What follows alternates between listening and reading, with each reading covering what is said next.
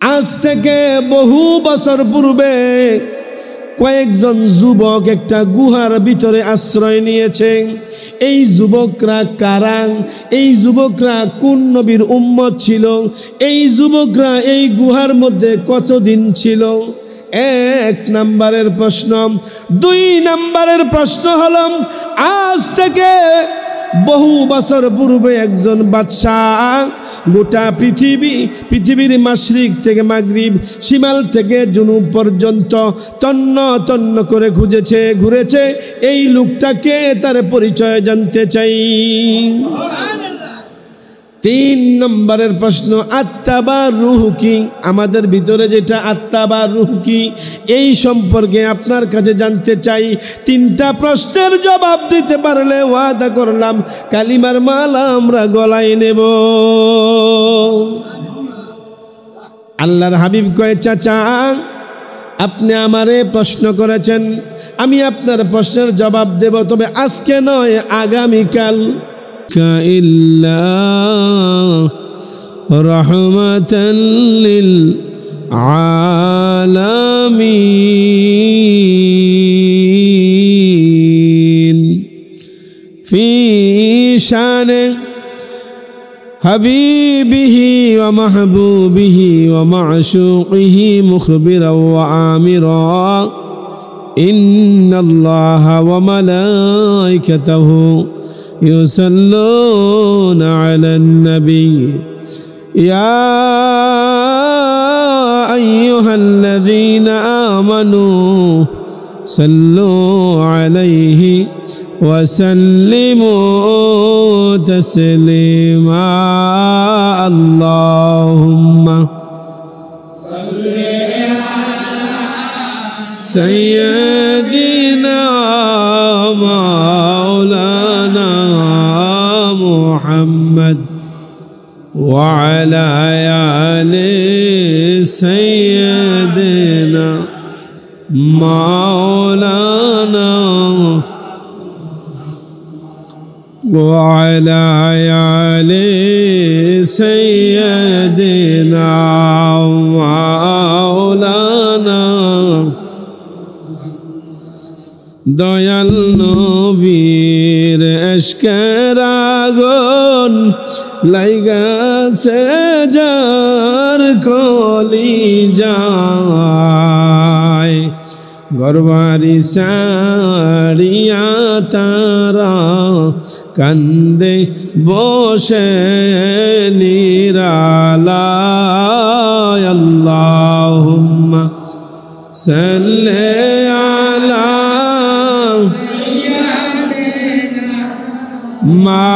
মাওলানা মুহাম্মদ আলি সাইয়্যিদিনা মাওলানা লা ইলাহা জোরে লা ইলাহা মাশাআল্লাহ লা ইলাহা হাসবি রব্বি জাল্লাল্লাহ মা ফি কলবি গায়রুল্লাহ হাসবি রব্বি জাল্লাল্লাহ মা ফি কলবি গায়রুল্লাহ है नूर मोहम्मद सल्लल्लाहु है नूर मोहम्मद ला इलाहा इल्लल्लाह ला इलाहा ला इलाहा ला इलाहा इल्लल्लाहु मुहम्मदुर रसूलुल्लाह सल्लल्लाहु अलैहि वसल्लम। जोरे शोरे बोली एक बार अल्हम्दुलिल्लाह। महान अल्लाह पाकेर दरबारे लाखों कोटी शुकुर, लाखों कोटी सुजूद जे अल्लाह आमादेरके जमादिउस सानिर আজকে তৃতীয় খুতবা, তৃতীয় জুমার আলোচনা আল্লাহ পাক আমাদেরকে আল মসজিদুল বাইতুল্লাহ আল্লাহর ঘর মসজিদে আসার বসার তৌফিক দিয়েছেন। সকলেই আরেকবার বলি আলহামদুলিল্লাহ। ইসলাম এমন একটা জিনিস, মানার নাম হলো ইসলাম, বিশ্বাসের নাম হলো ইসলাম, ঠিক কিনা? আপনি বিশ্বাস করতে হবে আল্লাহকে, বিশ্বাস করতে হবে নবী রাসূলদেরকে, বিশ্বাস করতে হবে আসমানি কিতাবসমূহকে, বিশ্বাস করতে হবে ফেরেশতাদেরকে। এগুলা বিশ্বাস করলেই আপনি ঈমানদার। সুবহানাল্লাহ। কাফের মুশরিকরা আপনার নবী আমার নবীকে বহু প্রশ্ন করেছেন, বহু পরীক্ষা নিরীক্ষা করেছেন। আল্লাহ পাকের পক্ষ থেকে হেদায়েত যতক্ষণ পর্যন্ত না হবে ততক্ষণ পর্যন্ত যত আলোচনাই আপনি আমি করি না কেন কোনো ফয়সালা হবে। আবু জাহেল নবীজির খুব কাছের লোক ছিলেন, ঠিক না? আপনজন ছিলেন। আবু জাহেলেই হেদায়েত হয় নাই, কারণ সেটা আমার আল্লাহ ফয়সালা করে নাই। আবু জাহেল বহু পরীক্ষা দিয়েছেন, বহু প্রশ্ন করেছেন আল্লাহর হাবিবকে। আল্লাহর হাবিব সব প্রশ্নের জবাব ইনশাআল্লাহ আল্লাহর পক্ষ থেকে দিয়েছিলেন। সকলে বলি আলহামদুলিল্লাহ। শেষ পর্যায়ে একদিন আবু জাহেল সাইবা উতবা সবাইকে ডাকলেন যে মুহাম্মদ সাল্লাল্লাহু আলাইহি ওয়াসাল্লাম, আমরা যখন নবীজির নাম শুনবো কি বলবো? জোরে বলেন, কি বলবো? নবীজির নাম শুনলে দুরূদ পড়া ওয়াজিব হয়ে যায়। দুরূদ পড়া কি হয়? এ ওয়াজিব ফরজের চাইতে কোনো অংশে কম নয়। যে মুহাম্মদকে তো আমরা বহু পরীক্ষা নিরীক্ষা করলাম, সব পরীক্ষায় তো আমরা ফেল মারলাম, পাস তো করতে পারলাম না। একটা কাজ করো, আমার এক বন্ধু আছে সিরিয়াতে, আমার বন্ধু অনেক পণ্ডিত, অনেক জ্ঞানের অধিকারী, তাওরাত জাবুর ইনজিলের সে পণ্ডিত, অনেক জ্ঞান তার।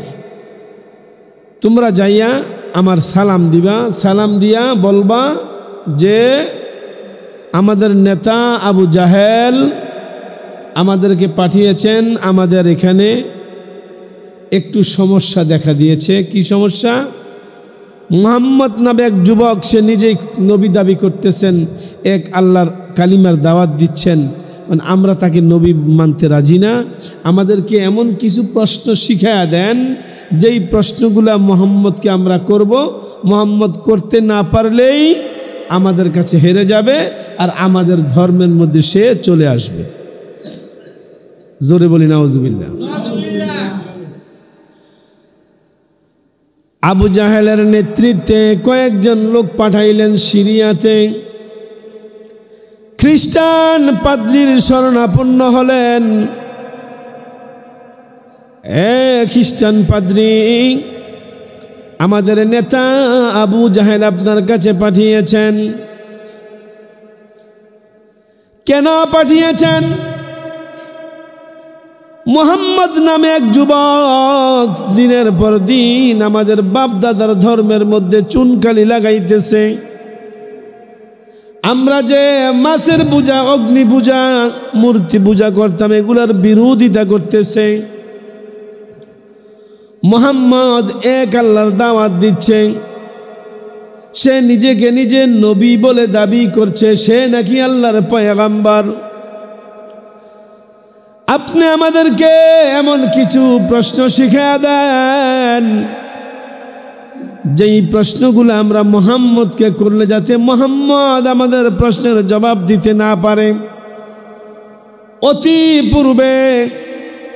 আমরা ইতিপূর্বে মুহাম্মদকে অনেক পরীক্ষা নিরীক্ষা, অনেক প্রশ্ন করেছি, সব পরীক্ষায় আমরা হেরে গিয়েছি। যদি এই পরীক্ষায় আমরা হেরে যাই, মুহাম্মদের খোদার কাছে আমরা হেরে যাব। খ্রিস্টান পাদ্রী আবু জাহেলের লোকদেরকে কিছু প্রশ্ন শিখাইয়া দিলেন। তোমরা মুহাম্মদ সাল্লাল্লাহু আলাইহি ওয়াসাল্লামকে তিনটা প্রশ্ন করবা। এই তিনটা প্রশ্নের জবাব যদি মুহাম্মদ সাল্লাল্লাহু আলাইহি ওয়াসাল্লাম দিতে পারে, তোমরা নিঃসন্দেহে মুহাম্মদকে নবী বলে স্বীকার করে নিবা। কারণ নবী ছাড়া এই প্রশ্নের জবাব দেওয়া দুনিয়ার মানুষের পক্ষেই সম্ভব হবে না। কি প্রশ্ন? তোমরা 1 নম্বরের প্রশ্ন করবা। আজ থেকে বহু বছর পূর্বে কয়েকজন যুবক একটা গুহার মধ্যে আশ্রয় নিয়েছিল। এই যুবকরা কারা? এই যুবকরা কোন নবীর উম্মত ছিল? এই যুবকরা ওই গুহার মধ্যে কতদিন ছিল? সুবহানাল্লাহ। আজ থেকে বহু বছর পূর্বে এই যুবকরা যে গুহার মধ্যে আশ্রয় নিয়েছেন, কোন কারণে আশ্রয় নিয়েছেন? তোমরা 1 নম্বরের প্রশ্ন করবা এটা। 2 নম্বর প্রশ্ন হলো, পৃথিবীর মাশরিক থেকে মাগরিব, শিমাল থেকে জুনুব পর্যন্ত একটা লোক ভ্রমণ করেছিল। এই লোকটাকে তার পরিচয় জানতে চাইবা। গোটা পৃথিবী একটা লোক ঘুরেছিল, দেখেছিল, এমন কোন জায়গা বাকি নাই সে যায় নাই। এই লোকটা কে, তার পরিচয় জানতে চাইবা। সুবহানাল্লাহ। 3 নম্বরের প্রশ্ন, মুহাম্মদ সাল্লাল্লাহু আলাইহি ওয়াসাল্লাম কে করবা। আত্মা বা রূহ সম্পর্কে, আত্মা সম্পর্কে জানতে চাইবা, রূহ সম্পর্কে জানতে চাইবা, রূহের পরিচয় জানতে চাইবা। এই 3টা প্রশ্ন মুহাম্মদকে করবা। তারা 3টা প্রশ্ন শুনে খুশিতেই আত্মহারা। প্রশ্ন 3টা শুনে খুশিতেই আত্মহারা। যে মুহাম্মদ আমিনকে যেই প্রশ্ন 3টা আমগরে কইয়া দিছে, এই 3টা প্রশ্নের উত্তর ও জবাব উনি বলে দিছেন। খবরদার, এই 3টা প্রশ্নের জবাব যদি মুহাম্মদ দিতে পারে, তোমরা সঙ্গে সঙ্গেই কালিমা পয়রা মুসলমান হইবা। সুবহানাল্লাহ। যেই পণ্ডিতের কাছে পাঠাইছে, পণ্ডিতেই বলছে তোমরা কালিমা পয়রা মুসলমান হইবা। সূরা কাহাফ, সূরা কাহাফের মধ্যে এই ঘটনাটা আল্লাহ উল্লেখ করে দিলেন। আবু জাহেলের লোকেরা কিছু দিনের মধ্যে মদিনায় হাজির হয়ে গেলেন। গভীর মনোযোগ। হেদায়েত যদি আল্লাহ না দেয়, দুনিয়ার কোনো মানুষ তাকে হেদায়েত দিতে পারে না। এই যে আমি প্রায় 4-5 মাস হয়ে গেছে আপনাদের এখানে আসছি, ঠিক নেই? প্রতিদিনই নামাজের আলোচনা হয়, হয় না? ফজরের সময় দোয়া হয়, কিন্তু মুসল্লির সংখ্যা ফজরে বাড়াইতে পারি নাই। এখন শীতকাল আরো কমছে, ঠিক নেই? আজকে কিছুটা বাড়ছে, মাঝে মধ্যে কমে, মাঝে মধ্যে বাড়ে। শীতটা একটু লাড়া দিলে আর মুসল্লি মসজিদে আসতে চায় না। আল্লাহ যেন তাকে হেদায়েত দেয়, সকলে বলি আমিন। আমি আর শীতকালে ঠান্ডা পানি দিয়ে উজু করলে আমার আল্লাহ কয়, ফেরেশতারা দেখ, এই গাজীপুর এই মধ্যপাড়া শাহী জামি মসজিদের মুসল্লিরা ঠান্ডা পানি দিয়া উজু বানাইয়া আমার সেজদা করতে যায়, তোমরা সাক্ষী থাকো, তার জিন্দিগির গুনাহ মাফ করে দিলাম। সুবহানাল্লাহ। আল্লাহ গুনাহ মাফ করে দেয়, আর আমরা লেফ কম্বল গাও দিয়া ঘুমাই। বন্ধুরা আমার, গভীর মনোযোগ। আপনি আমি কেমন নবী পেয়েছি, এত দামি এত মর্যাদাশীল নবী পাওয়ার পর আমরা নবী চিনলাম না। নবীরে আমরা আজও চিনলাম না, ঠিক নেই? তিনি কেমন নবীজি গো দেখো ভাবিয়া, তিনি কেমন নবীজি গো দেখো ভাবিয়া, যাকে আল্লাহ ডাকে সদাই হাবিব বলিয়া, হায় হায় যাকে আল্লাহ ডাকে সদায় হাবিব বলিয়া তিনি কেমন নবীজি গো দেখো ভাবিয়া তিনি কেমন নবীজি গো দেখো ভাবিয়া। সুবহানাল্লাহ। সব নবীরা আল্লাহরে ডাকে, আর আল্লাহ আপনার নবী আমার নবীরে ডাকে। সুবহানাল্লাহ। সব নবীরা আল্লাহর পাগল, আর আল্লাহ আপনার নবী আমার নবীর পাগল। পার্থক্য আসেনি? পার্থক্য আসেনি? আল্লাহ যা সৃষ্টি করেছে মাখলুকাতের মধ্যে সবাই আল্লাহর পাগল, সবাই আল্লাহরে ডাকে, আর আমার আল্লাহ শুধু একজনকে ডাকে। সুবহানাল্লাহ। তিনি কে? ওমা আরসালনাকা ইল্লা রাহমাতাল লিল আলামিন।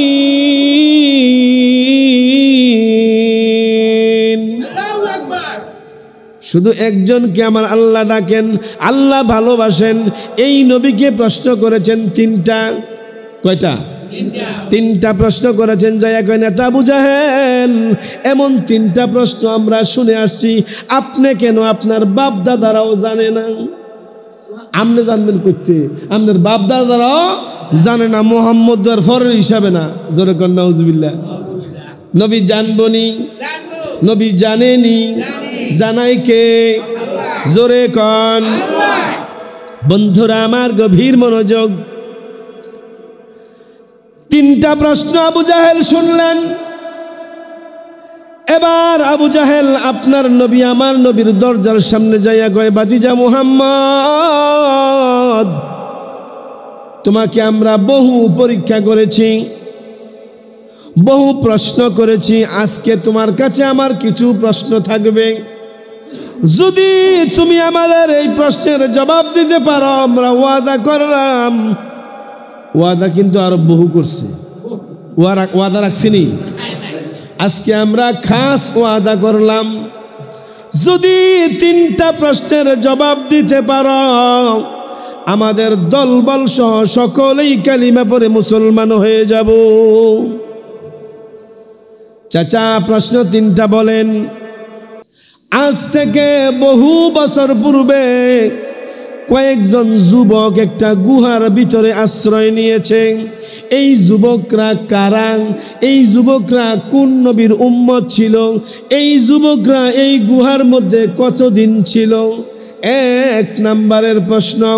দুই নাম্বারের প্রশ্ন হলো, আজ থেকে বহু বছর পূর্বে একজন বাদশাহ গোটা পৃথিবীর মাশরিক থেকে মাগরিব, শিমাল থেকে জুনুব পর্যন্ত তন্ন তন্ন করে ঘুরেছে। এই লোকটাকে, তার পরিচয় জানতে চাই। তিন নম্বরের প্রশ্ন, আত্মা বা রূহ কি? আমাদের ভিতরে যেটা আত্মা বা রূহ কি, এই সম্পর্কে আপনার কাছে জানতে চাই। তিনটা প্রশ্নের জবাব দিতে পারলে ওয়াদা করলাম কালিমার মালা আমরা গলায় নেব। আল্লাহর হাবিব কয়, চাচা আপনি আমারে প্রশ্ন করেছেন, আমি আপনার প্রশ্নের জবাব দেব, তবে আজকে নয়, আগামীকাল। আজকে নয়, কারণ আল্লাহর পক্ষ থেকে ফয়সালা না যতক্ষণ হইতো, দয়ার নবী মায়ার নবী কিছুই বলতেন না। সুবহানাল্লাহ। কবে কইছে? আগামীকাল। কবে বলবো? আগামীকাল প্রশ্নের জবাব দেব। আগামীকাল প্রশ্নের জবাব নেওয়ার জন্য আবু জাহেলরা প্রস্তুত। আমার আল্লাহ কয়, জিবরাইল, ও জিবরাইল, খবরদার আমার বন্ধুর ধারে কাছেও তুমি যাইতে পারবা না। আল্লাহ কেন?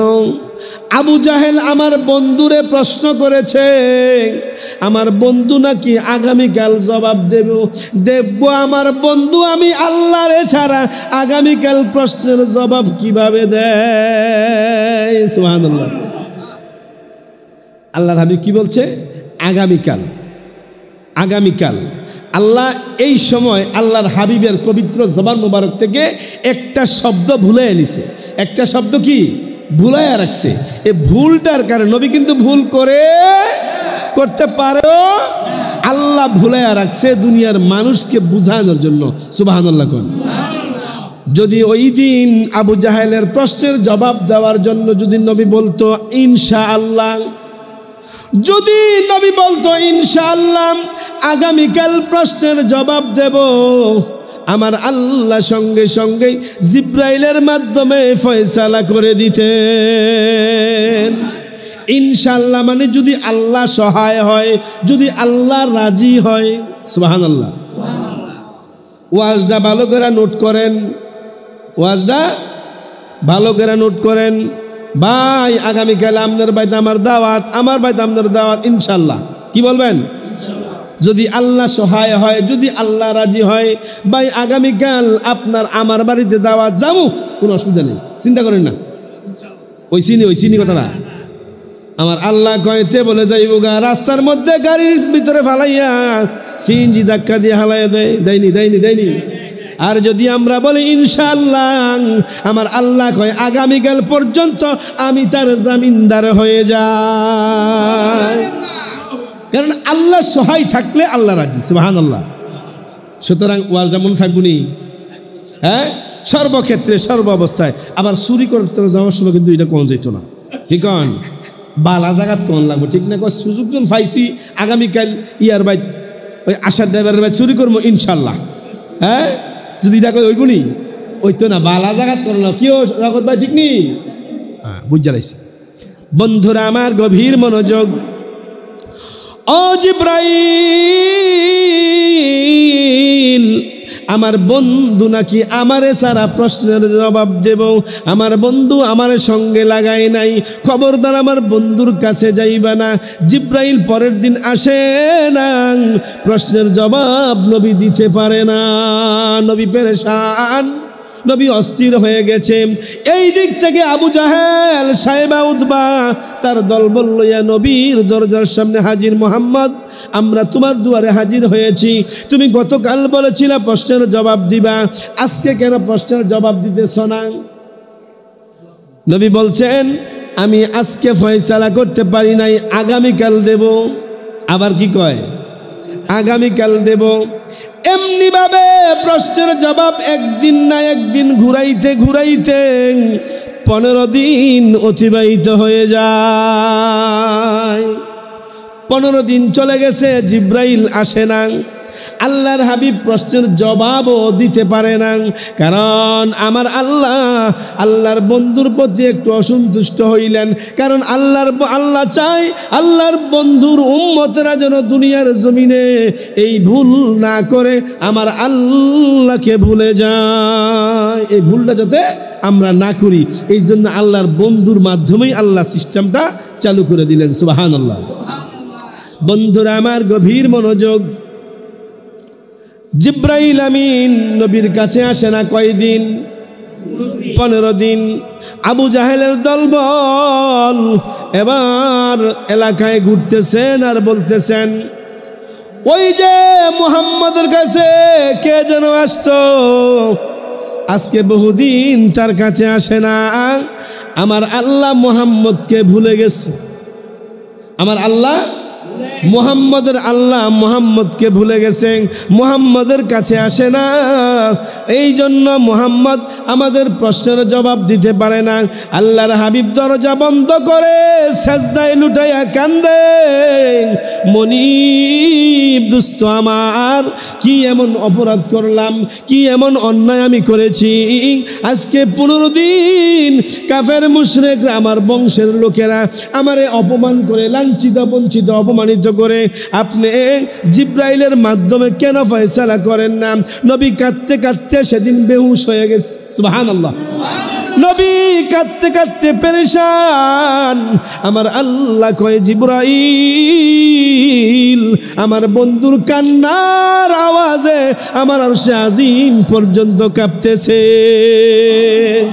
আমার বন্ধু যদি কিছুক্ষণ কাঁপে আর সে আজিম পর্যন্ত আরো বেশি করে কাঁপবে। আমার বন্ধুকে আমি আর কান্না করতে চাই না, আমার বন্ধুকে আমি কাঁদাইতে চাই না। আমার বন্ধুকে সামান্য একটু ভুলের কারণে আমার বন্ধুকে ভুলটা আমি করাইলাম, আমার বন্ধুকে বুঝাইলাম আমি আল্লাহ ছাড়া দুনিয়ার মধ্যে কোনো সমস্যার সমাধান দেওয়ার মতন ক্ষমতা কাউকে আমি আল্লাহ দেই না। ও জিব্রাইল যাও আমার বন্ধুর দুয়ারে। সূরা কাহাফ আমার আল্লাহ সেদিন অবতীর্ণ করলেন, নাজিল করলেন। এই কাহাফের মধ্যে 3টা প্রশ্নের জবাব আমার আল্লাহ লিপিবদ্ধ করে দিলেন। আল্লাহর হাবিব ঘরের মধ্যে সেজদায় বসা, সেজদারত অবস্থায় জিব্রাইল আমিন হাজির হয়ে গেলেন। আসসালাতু ওয়াসসালামু আলাইকা ইয়া রাসূলুল্লাহ, আল্লাহ আমাকে পাঠিয়েছেন, আল্লাহর সালাম গ্রহণ করেন। আমি জিব্রাইলের সালাম গ্রহণ করেন। আল্লাহর হাবিব মাথা উঠাইয়া কয়, জিব্রাইল আজকে 15 দিন তুমি কেন আমার কাছে আসো নাই? এই জবাবটা আমি আগে চাই। সুবহানাল্লাহ। ইয়া রাসূলুল্লাহ, ইয়া হাবিবাল্লাহ, আমার কোনো অপরাধ নাই। আমার আল্লাহ বললেই আমি আসি, আল্লাহ না বললে আসার ক্ষমতা আমার নাই। সুবহানাল্লাহ। ক্ষমতা দেয় কে? আল্লাহ বললেই সম্ভব, আল্লাহ না বললে সম্ভব না। আল্লাহ আমাকে পারমিশন দেয় নাই। কেন রে জিব্রাইল? আল্লাহ কেন পারমিশন দেয় নাই? ইয়া রাসূলুল্লাহ, ইয়া হাবিবাল্লাহ, যেদিন আবু জাহেল আপনাকে প্রশ্ন করেছিল ওই দিন যদি আপনি বলতেন ইনশাআল্লাহ, সুবহানাল্লাহ, কি বলতেন? যদি আপনি ইনশাআল্লাহ বলতেন আগামীকাল জবাব দেব, সঙ্গে ইনশাআল্লাহ লাগাইতেন, সঙ্গে সঙ্গে আমি জিব্রাইল প্রশ্নের জবাব নিয়ে হাজির হইতাম। ইনশাআল্লাহ না বলার কারণে আল্লাহ আপনার প্রতি বেজার হয়েছেন, আমাকে নিষেধ করেছেন। এই লোন প্রশ্নের জবাব আপনি আবু জাহেলদেরকে, তার বংশের লোকদেরকে, কাফেরদেরকে জানাইয়া দেন, মুহাম্মদ সবই জানে। এবার আল্লাহর হাবিব আবু জাহেলকে ডাকতে লাগলেন, চাচা আপনারা আমার যে 3টা প্রশ্ন করেছিলেন, এই 3টা প্রশ্নের জবাব দেওয়ার জন্য আমি প্রস্তুত। আসেন আপনার 3টা প্রশ্নের জবাব দেব। ও ভাতিজা মুহাম্মদ, আজকে 15 দিন তোমার প্রশ্নের জবাব চাইতেছি, জবাব দিতে পারো নাই। আমরা এইভাবে প্রশ্নের জবাব মানব না, আমরা একটা মজমা জমামু। তুমি যখন প্রশ্নের জবাব দিবা, আমরা একটা মিটিং করবো, একটা বৈঠক করবো। এই বৈঠকের মধ্যে তুমি প্রশ্নের জবাব দিতে হবে। পাহাড়ের উঁচু চূড়ার মধ্যে আমরা একটা মিটিং জমামু, মিটিং বসামু, ওইখানে জবাব দেওয়ার লাগবো। আপনাদের যেভাবে মন চায় আমি রাজি। সুবহানাল্লাহ। আরব দেশের হাজার হাজার লোক ওই মজমায় হাজির। আবু জাহেল কয় আজকে 15 দিন প্রশ্নের জবাব দিতে পারে নাই, আজকে একটা হুদাই একটা জবাব দিব। এই প্রশ্নের জবাব মুহাম্মদ কেন? আমরাই তো জানতাম না, আমরাই তো জানতাম না। প্রশ্নের জবাব দেওয়ার শুরু করলেন। 1 নম্বর প্রশ্ন, আজ থেকে বহু বছর পূর্বে, তখন ছিল মুসা নবীর জামানা। কোন নবী? মুসা নবীর জামানা। মুসা নবীর উম্মতদের মধ্যে কয়েকজন যুবক ছিল, তারা আল্লাহকে বেশি মহব্বত করত, আল্লাহকে বেশি ভালোবাসত, তারা আল্লাহর একাত্মবাদের সাক্ষ্য দিত।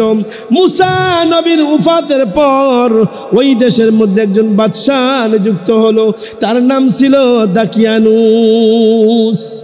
নাম কি? দাকিয়ানুস বাদশাহ। ওই বাদশাহ ছিল মুসলমানের বিরুদ্ধে, ওই বাদশাহ ছিল ইসলামের বিরুদ্ধে, ওই বাদশাহ ছিল মূর্তি পূজার পক্ষে, আগুন পূজার পক্ষে, মাছের পূজা, গাছের পূজার পক্ষে, মুসলমানের বিপক্ষে ছিল। বাদশাহ যখন ক্ষমতা হাতে পাইলেন, অপব্যবহার করা শুরু করলেন। দাকিয়ানুস বাদশাহ এলাকার মধ্যে আইন করে দিলেন, আমি যতদিন পর্যন্ত ক্ষমতায় থাকব, যতদিন আমার গদি থাকবে, যতদিন আমার চেয়ার থাকবে, এই দেশের মধ্যে এক আল্লাহর ইবাদত করা যাবে না। জোরে কন। ক্ষমতাটা ভাইয়া চেয়ারডাত বইয়া কিরছে, রূপটারে ফাল্টাই লাইছে। এই দেশটা ছিল মুসা নবীর আয়াত্তে। সুবহানাল্লাহ কন। মুসা নবীর আয়াতের দেশ একটা ইহুদি বৈশা তার আইন চালু করে দিছে। মুসলমানরা কি খুশি না বেজার? বেজার না? মুসা নবীর উম্মতেরা পেরেশান, অনেকেই বাদশার ভয়ে, অনেকেই রাজার ভয়ে আল্লাহর ইবাদত ছেড়ে দিয়েছে। বাদশা আইন করেছে, যারা আমি ক্ষমতায় থাকাকালীন সময়ে আল্লাহর ইবাদত করবে, আল্লাহকে এক বলে স্বীকার করবে, আমি তাদেরকে কতলের নির্দেশ দিলাম। নাউজুবিল্লাহ, মানে জবাই করে নেব, আল্লাহর ইবাদত করব, যে করবে তারই কতল করা হবে। অনেক লোকেরা ভয় পেয়ে আল্লাহর ইবাদত ছেড়ে দিয়েছেন। ওই সময় মুসা নবীর উম্মতের মধ্যে কয়েকজন যুবক ছিল, তারা অতি বিশ্বাসী ছিল, অতি আবেগময় ছিল, মুসা নবীকে মন প্রাণ দিয়ে ভালোবাসতো, আল্লাহকে মন প্রাণ দিয়ে ভালোবাসতো। সুবহানাল্লাহ। কিছু আছে মুসলমান, কিছু আছে ইমানদার মুসলমান, পার্থক্য আছে না? হ্যাঁ, ইমানদার মুসলমান আর শুধু মুসলমান বেশ কম আসেনি, আকাশ পাতাল ব্যবধান। সুবহানাল্লাহ। যুবকেরা বলতেছেন, বাইরে যেই দেশের মধ্যে আল্লাহর ইবাদত করা যাবে না, যেই দেশে আল্লাহকে সিজদা করা যাবে না, এই দেশ আমরা থাকবো না, এই দেশ থেকে আমরা অন্য দেশে চলে যাব। যেই দেশে গেলে আল্লাহর ইবাদত করা যাবে ওই দেশে আমরা চলে যাব। কয়েকজন যুবক একত্রিত হইলেন, কয় ভাই চেষ্টা করে দেখি, চেষ্টা করে দেখি এই দেশে আল্লাহর ইবাদত করা যায় কিনা। যুবকেরা লুকাইয়া লুকাইয়া আল্লাহর ইবাদত করতে লাগলো, লুকাইয়া লুকাইয়া আল্লাহর ইবাদত করতেছে রাতের অন্ধকারে, লুকাইয়া লুকাইয়া।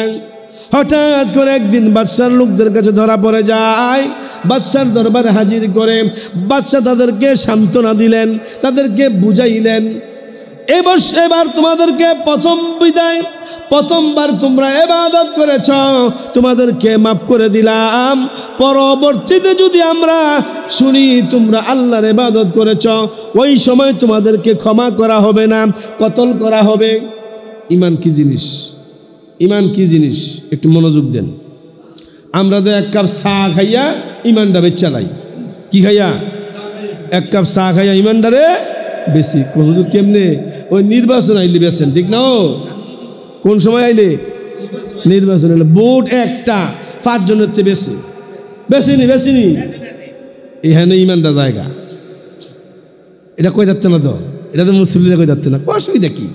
হ্যাঁ হ্যাঁ, ও চাচা আমনে আইছেন, ভোট তো আমনে দেয়া পরে আইছে জেডা, আও জেডা আমাদের মতো লোক আছে এই দেশ, ভোট তো আমনে ভানা বেচিনি। হ্যাঁ, ঈমান শেষ। কি শেষ? তাদের কেমন ঈমান ছিল একটু মনোযোগ দিয়ে শুনেন। যুবকেরা পরবর্তীতে আবার সতর্ক হয়ে গেলেন, আবারও লুকাইয়া লুকাইয়া আল্লাহর ইবাদত করতে লাগলেন।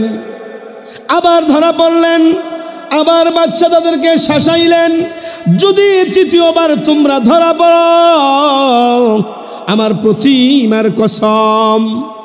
এবার কার কসম? যে পূজাটা তারা করে মূর্তির কসম খেয়ে লেছে, এইবার আর কোনো সার নাই। এটা যুবকেরাও বুঝতে। যুবকেরা কয়, ভাই যেই দেশে আল্লাহর ইবাদত করা যাবে না এই দেশ আমরা ছাড়তে হবে। রাতের অন্ধকারে যুবকরা এই দেশ ছাড়ার জন্য রওনা হয়েছেন। যুবকরা যাইতেছেন, যাইতে যাইতে কিছু দূর যাওয়ার পর হঠাৎ করে যুবকরা লক্ষ্য করলেন সামনে একটা লোকের আওয়াজ শোনা যায়। যুবকরা ভয় পেয়ে যায়, হায় রে, এই তো দাকিয়ানুত বাদশার লোক, এখনই আমাদেরকে ধরে বলবে, মনে হয় আমরা আর আল্লাহর ইবাদত করতে পারবো না। সামনের যুবকরা তাদের কথাটা শুনছেন, শোনার পর ডাক দিলেন, ভাই ভয়ের কোনো কারণ নাই, আমিও তোমাদের মতন হযরতে মুসা নবীর উম্মত। প্রথম ছিল 6 জন যুবক। কয়জন? প্রথম ছিল 6 জন যুবক। তাফসিরে প্রথম 6 জন, পরে আসছে একজন। মোট ছিল কয়জন? 7 জন যুবক ছিল। জান্নাতের মধ্যে একটা কুকুর যাবে, শুনছেন আপনারা? ব্যস্ত যে একটা কুকুর যাবে, এটা জানেন আপনারা? এই ওয়াজটা শুনছেন না? জান্নাতের ভিতরে একটা কুকুর যাবে, এই ঘটনার কুকুর। সুবহানাল্লাহ কোন। বলতেছি মজার ঘটনা। আমার আল্লাহ চাইলে আল্লাহর বান্দারা ঘুমাইয়া ঘুমাইয়াও জান্নাতের উচ্চ মাকাম দান করতে পারে, যদি বান্দার ঈমান থাকে। সুবহানাল্লাহ। যদি বান্দার ঈমান থাকে ঘুমাইয়া ঘুমাইয়াও জান্নাত পায়। সুবহানাল্লাহ। বন্ধুরা আমার গভীর মনোযোগ। সামনের লোকটা ডাকলেন, যুবকেরা একটু স্বস্তি আনলেন। বাইরে যেই ভয়টা আমরা পেয়েছিলাম, ভয়ের কোনো কারণ নাই, উনিও আমাদের দলের অন্তর্ভুক্ত। সামনে গেলেন, যাইয়া কয় ভাই আমিও মুসা নবীর উম্মত, আমিও চেষ্টা করেছি এই দেশে ইবাদত করার জন্য, যেই দেশে প্রকাশ্যে ইবাদত করা যায় না, এই দেশে থাকবো না, তোমাদের সঙ্গে আমারেও নিয়ে চলো। কয় চলেন। রওনা হয়েছে, দেখে সঙ্গে একটা কুকুর। কয় ভাই তোমাকে আমাদের সঙ্গে নেব, কিন্তু কুকুর সঙ্গে নেওয়া যাবে না। আমরা রাতের অন্ধকারে রওনা হয়েছি, কুকুর আওয়াজ করবে, শব্দ করবে, বাদশার লোকেরা দেখলে আমাদেরকে ধরে ফেলবে। তোমাকে নেওয়া যাবে, কুকুর নেওয়া যাবে না। তোমারে নেওয়া যাইব, কুকুর নেওয়া যাইতো না। কুকুরটাকে অনেক চেষ্টা করলেন সরাইতে, কুকুরটাকে আঘাত করতে লাগলেন, মারতে লাগলেন। এবার কুকুর কয় মনি আমার জবানটা একটু খুইলা দাও, তোমার সহনীন লোকেরা আমারে সঙ্গে নিলে তাদের কোনো ক্ষতি হবে না, এই ভাষাটা আমি বুঝাইতে পারি না। কুকুরে আল্লাহর কাছে ফরিয়াদ করেছেন, আমার আল্লাহ কুকুরের জবান খুলে দিয়েছেন।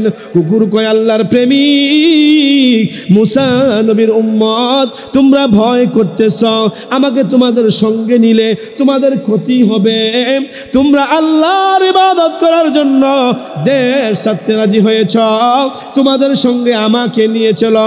আমার চেষ্টা অনুযায়ী জীবন থাকতে তোমাদের ক্ষতি হইতে কখনোই আমি দেব না।